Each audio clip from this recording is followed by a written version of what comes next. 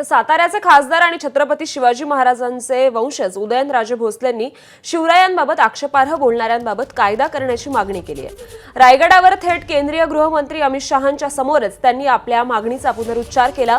राज्यपालांचं निवासस्थान असलेल्या राजभवनात शिवरायांचं स्मारक व्हावं अशी मागणी देखील उदयनराजेंनी केली। तर कायदा करण्यासंदर्भात फडणवीसांनी देखील उदयनराजेंच्या मागणीला दुजोरा दिलाय।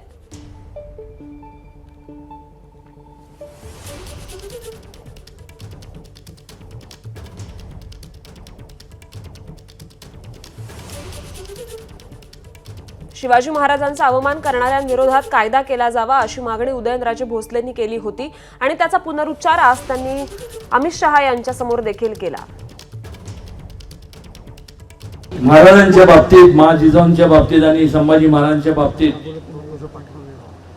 एक कायदा करण्यात यावा, तो सुद्धा कॉग्निझेबल, नॉन बेलेबल आणि किमान 10 वर्ष त्याला बेल मिळाली नाही पाहिजे।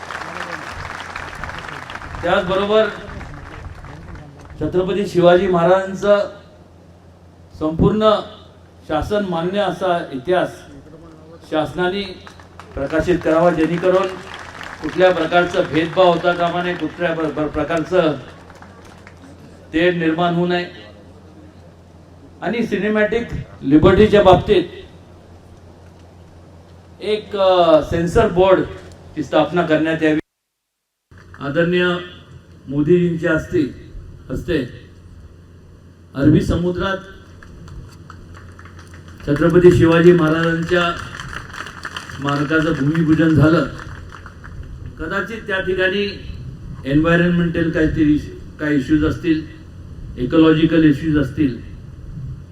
मी देवेंद्रजींशी कानावर घातलंय आणि एक मागणी आहे की ज्या छत्रपती शिवाजी महाराजांचं केंद्रात तर झालंच पाहिजे, पण महाराष्ट्रात देखील आज गव्हर्नर हाऊसच्या ठिकाणी जवळपास 48 एकर जागा आहे अरबी समुद्राला लागून, त्या ठिकाणी व्हावं असं अनेकांची मागणी आहे।